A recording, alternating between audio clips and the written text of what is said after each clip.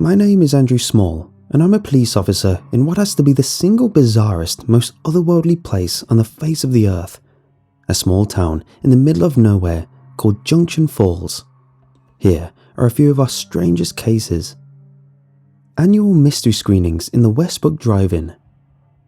June 15th, 2006 was a fairly quiet night, right up until around 9:30. Then, all hell broke loose.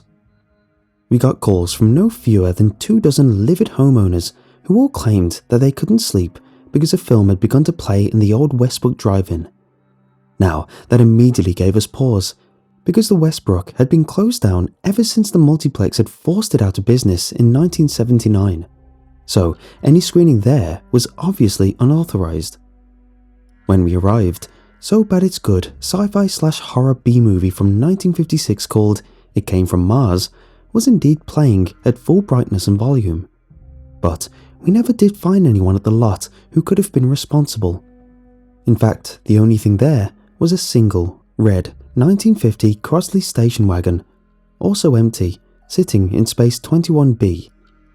But we figured we'd find who put it there and started the film later on. For now, we needed to shut down the movie before all the locals started a riot in their bathrobes and slippers. Now, this is where things get wild. We looked everywhere. In the operations booth, in the old dilapidated concession stand, in that old car, and in any nearby trees tall enough to have an unobstructed line of sight to the screen. But no sound or projection equipment could be found anywhere within a mile radius of the lot. As far as we could tell, the film was playing completely on its own. Luckily, the lot plunged back into its natural dark, silent state the second the movie finished. The Crosley wagon vanished too. But that only left us frustrated and confused. After that, at least, nothing else interesting happened at the Westbrook for a good while. The so-called mystery screening case started to get buried under more pressing work, and as the months dragged on, we began to forget about it entirely.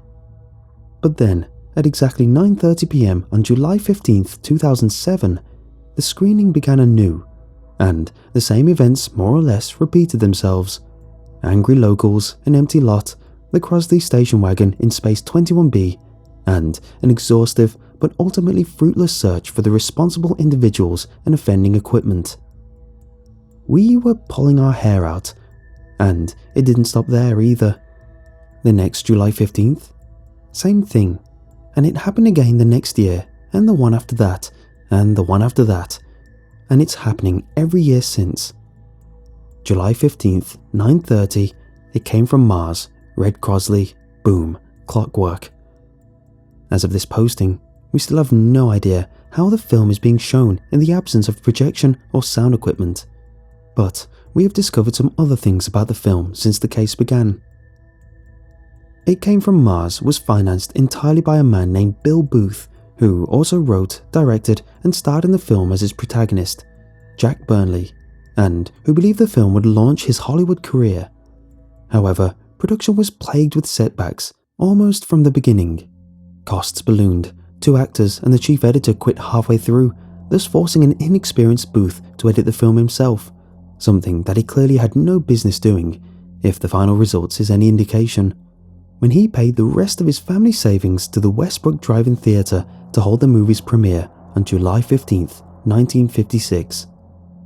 Sadly though, It Came From Mars received overwhelmingly negative reviews from a few critics who attended their own screening, and Booth attended the official premiere alone, as the cast and crew were too embarrassed to be associated with it.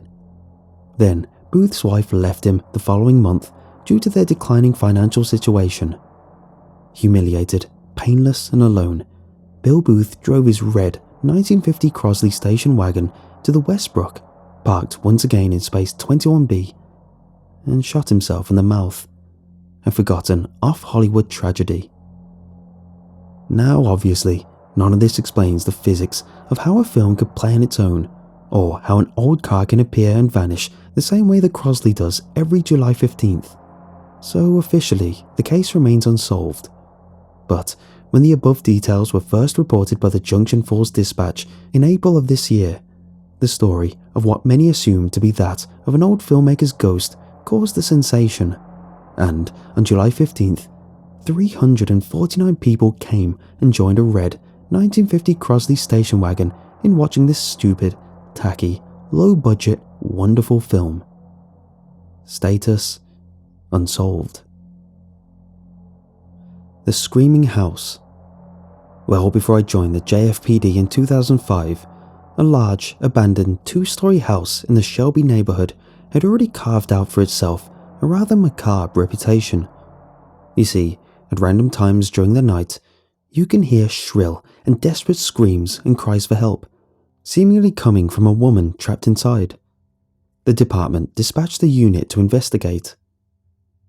Bizarrely though, the officers were unable to locate the trapped woman because the screams themselves always seemed to be coming from a part of the house that nobody was in or near. When the screaming came from the master bedroom upstairs, the officers charged up to the second story and entered that room, only to find it empty and that the screaming could now be heard coming from the kitchen. So they went to the kitchen only to discover the sounds were now coming up from the cellar. And when they went to the cellar, they realized they could hear it, once again, coming from the vicinity of the master bedroom. No matter where they were, the screams and cries were always coming from someplace else. Eventually they called for backup, but even with each room covered by an officer, the team couldn't seem to find the source, isolate the screams, or even reach a consensus as to where it was coming from.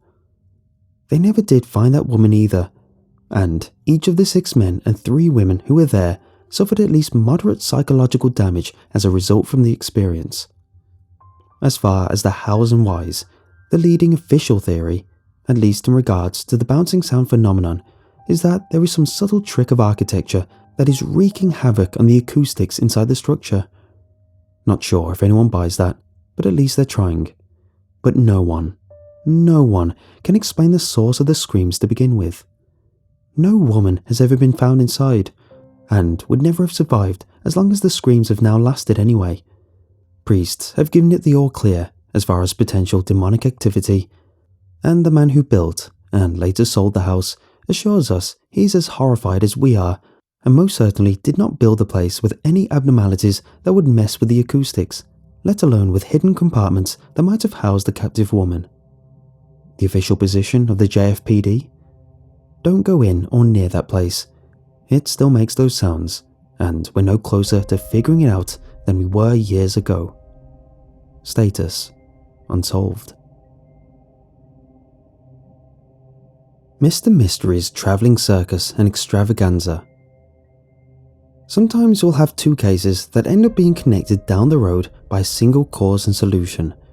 This particular time, the 2 cases were 1. A string of disappearances affecting the local homeless population, and 2. Reports of, and I'm not kidding here, a clown that was allegedly attempting to lure people into the woods. For obvious reasons, we took the former case more seriously. But then, a few weeks into the investigations, a local business owner came by the precinct and delivered to us the previous night's security camera footage, which showed a drugged-up homeless man being led off towards the woods by, you guessed it, a post-vaudeville jester with a ruffled collar and a skip in his step. Eventually, we traced that particular vanishing to a small shack in the woods beyond the outskirts of town, and kicked in the door to find a scene of spectacular and breathtaking brutality.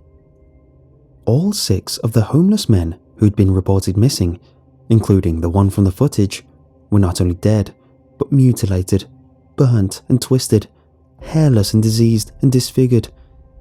They had all been experimented on too. One man had his limbs amputated, and each one could be found sewn to the backs and sides of 4 other men who had, like him, died of infections. The last man was intact, and then some. He had been injected with various substances ranging from silicon to cement in order to produce warts and bumps and other unsightly abnormalities of the flesh. We found the clown too, who ended up being an unstable lunatic named Terry Bird, who had claimed he was working on behalf of someone known as the Ringmaster. When pressed for further information, Terry claimed he didn't know the Ringmaster's identity, but was familiar with his plans. Oddly enough, the Ringmaster wanted only to create and host a classic touring carnival called Mr. Mystery's Travelling Circus and Extravaganza. And of course, no good carnival would be complete without a genuine freak show. Terry alleged the ringmaster had enlisted his help in finding some willing or unwilling volunteers, as he put it. Terry got a life sentence without parole, and we kept up our search for this ringmaster, but never did find him. And about a year after our homeless incident, the nearby towns of Doolittle and Crosby Springs reported that their homeless men were being abducted too. We did what we could to help, even going as far as to offer Terry a plea deal for information on the ringmaster.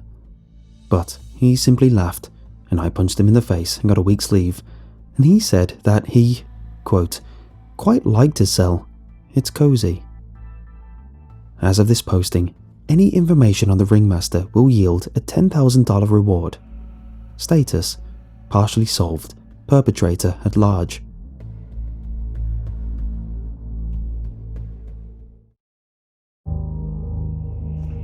Abigail Jones from Stanford Springs. About 10 or 12 miles southeast of Junction Falls, near the hiking trails, you'll find an old ghost town called Stanford Springs. Now, I'm no expert on it. I'm sure the local rangers and tour guides could fill you in if you're interested. But from what I understand, it used to be a tiny little late 19th century community in its heyday that featured a small general store, a clinic, a church, and about 12 or 13 houses. Inside the buildings, you'll still see all the original furniture too, and some clothes in closets, toys in the children's rooms, small animal bones in the barns and coops, and various other indications that the town was both lived in and abandoned in a hurry. Verdict is out on what caused that. It's eerie and creepy and totally cool, and for obvious reasons, it's a popular spot for Halloween hikes and other I dare you type excursions. But here's why I'm writing this. In 2009, a hiker reported hearing cries and whimpers coming from the backyard of one of the houses there. He called it in, and the rangers found and opened a previously undiscovered cellar behind the house, in which a little girl had been staying for an indeterminate amount of time. She was dressed in an old gown and scared to death. After confirming she was okay, the rangers asked her all the basics: her name, how she got in there, where and who her parents were, etc. The girl said her name was Abigail, that her parents owned the house above, and that they'd put her there and gone back inside to get the rest of the children. Under further questioning, Abigail insists it's 1884 and that her parents have only been gone for minutes, not decades. And keep in mind, this girl is maybe 9 or 10, and she's just bawling her eyes out and confused and so terrified she's shaking. So either she's a future Oscar nominee putting on the performance of a lifetime for no reason whatsoever, or she really is convinced she was a resident of this 19th century Stanford Springs. So they take her down to the Junction Falls Medical Center, and she's keeping up the act too, just in awe of the people and technology, mouth agape, and they get her tested. No brain damage, no malnutrition, no other disorders of any kind. She's a perfectly healthy little 9-year-old kid, and she just insists that her parents were Thomas and Elizabeth Jones, 19th century shopkeepers. You can probably tell where this is going. The authorities searched exhaustively for any record of a missing girl matching Abigail's description, and found nothing. No birth certificate, no medical records, no social security number, and no relatives. And of course, other folks who caught wind of the situation through the dispatch's record did some research of their own. And you guessed it, there was indeed a Thomas Jones and an Elizabeth Jones, shopkeepers who lived in Stanford Springs in 1884, and who had 3 children, including a daughter named Abigail. Still no information on what happened to the town. Eventually, they put Abigail with a child placement agency, and I have no idea what came of her after that, but it's definitely one of the weirdest Junction Falls stories I've ever heard. Status: unsolved. Ranjit Singh, explorer of the sewers. Beyond and beneath the standard, subsurface level, routinely accessed by the maintenance crews, the Junction Falls sewers more closely resembles the catacombs of Paris or Odessa than any functioning sewer system. It's just a labyrinth of tunnels that plunge deep into the earth and stretch on for miles and miles and miles, twisting and turning and circling back around and getting hopelessly tangled. It is a far, far larger network than would even be remotely necessary to accommodate a town of this size, and makes no sense at all from an engineering perspective. In addition, nobody knows how big they are, how old they are. Ancient, we presume, at the deepest levels. What lies within them, who contributed to their construction, or when, or why, or how it's laid out. The department has been slowly piecing together a map, but even the most optimistic estimates put our progress at or near 25%. It's almost certainly closer to 12 or 15%. So, for obvious reasons, we dread when missing person cases involve the sewers. But luckily, between 2006 and 2014, we had Ranjit Singh. Now, Ranjit was a Junction Falls legend, an experienced splunker and outdoorsman who took it upon himself to explore the deep sewers in depth, uncover their secrets, and not only lend his knowledge and help the force whenever asked, but document his findings for his, now removed, blog and the Dispatch. Among the most insane things he encountered and recorded are Pipetown. I've never actually been to this one, but it's one of his more popular stories, so I'll add it here anyway. A makeshift tent city in the cavernous sewer chamber beneath the North Side projects that was built by and for the city's disproportionately large population of addicts, vagabonds, and at-large criminals. Pipetown has all the cozy trappings of a third-world back-alley slum too.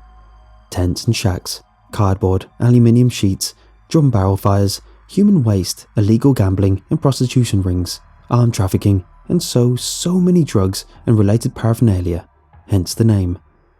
It's a lawless, unorganized, filthy, dystopian swamp, and it is one of the saddest things I've ever seen. A large portion of the sewer-related disappearances either end in, or in some way involve Pipetown or its residents. In a deep corner of the tunnels, only ever accessed by Singh and his camera, Ranjit ran across a naked man with the head of a pointer dog. Luckily, the dogman is harmless, from what we can tell. In the video Singh took, he was clearly aware of Ranjit's presence, but didn't seem the least bit alarmed by it, and made no effort to interact with him at all. Singh claimed he'd seen the creature frequently down there since, and that it never did anything other than sleep, sit in a corner, stare at you, or prance around on all four human limbs. The JFPD's official advice is to not try to feed or interact with the dogman in any way. Clearly, it's getting along just fine without us and has no intention of causing harm, so there's no need to upset the balance. The door. An old wooden door built by the side of the tunnel that you'll never find in the same place twice. Ranjit is actually not the only person who reported the door, nor is he the first, although he is the only one who have successfully recorded it, since it can pop up in the more accessible near-surface tunnels just as easily and just as frequently as it appears in the deepest, darkest depths of the sewers. As is the case with almost everything in the sewers though, no one knows who built the door, what its nature or purpose is, the extent of its abilities or properties. The only thing we do know about it definitively, and other than the fact that it moves around a lot, is that those who enter it tend to vanish without a trace. In 2013, Ranjit became the first person to find someone who'd been rumoured to have disappeared through the door. Sadly, the poor girl had been dead for some time. He found her corpse months and months after her disappearance case had been shelved, and in a part of the sewers no one could have possibly predicted she'd end up in, given where she'd entered. As far as we can tell from the photos, she entered the door and, an indeterminate amount of time later, found herself in a forgotten tunnel where she starved to death, lost and alone. Horrible way to go. The clock room. Literally just a room full of clocks and other timekeeping devices. Cuckoo clocks, standard wall clocks, wristwatches, digital alarm clocks. You'll even find some egg timers there, as well as hourglasses and other. And a gorgeous grandfather clock in the back corner. Singh recorded it all. The room is too far from the nearest sewer access point to be easily explained as some above-ground clock enthusiast stash his or her collection either. we still have no idea what to make of this one. The Stalker's Stash. This one we actually did have to respond to, and luckily it was close enough to the surface that it didn't take a lot of effort to reach. But the reason it was that easy to access is because the stash wasn't paranormal or alien or otherworldly in nature at all. It was just a small, closet-like room not far from Pipetown, filled and covered with pictures of an underage local girl named Emily Fisher, 12 at the time, although some of the pictures there were of her when she was younger than that. All of the photos were clearly taken from bushes, trees, cars, or other places where she wouldn't spot the photographer, and therefore were taken without her knowledge or consent. Some were of her in class, others were of her on the way to and from school, others were of her on the bus, in a bedroom, from across the street, across the restaurant, at the pool, at friends' houses, and countless others. There were several there of her in various states of undress that I will not go into here or anywhere else, and others still where she was happy and in the company of loved ones, and what appeared to be a big party or a family reunion. Those were some of the most disturbing, not only because they were what appeared to be the most recent shots, but because if the photographer was now bold enough to take pictures of her when she was right next to family and friends, he was probably bold enough to make a physical move against her in the very near future. So we called in our findings and got some units dispatched to the Fisher's house to explain the situation and protect Emily. Meanwhile, my partner and I hid around the corner and waited until the photographer arrived. Turns out it was none other than serial violent offender named Davis T.J. James, who we were not aware had been released on bail while he awaited trial on another charge, and who had come to Junction Falls to do his business. Needless to say, we arrested him on the spot. Easily one of the most nauseating and disturbing things I've ever witnessed, and one of the main reasons the Forces loves Rajat Singh so much. Who knows what would have happened if he hadn't stumbled across the stash when he did. Anyway, he has countless more stories if anyone's interested. But the point is, Ranjit is our go-to guy for sewer-related cases, and he never complained when we asked him for help. One day recently though, it became our turn to help him. His girlfriend came to us in hysterics.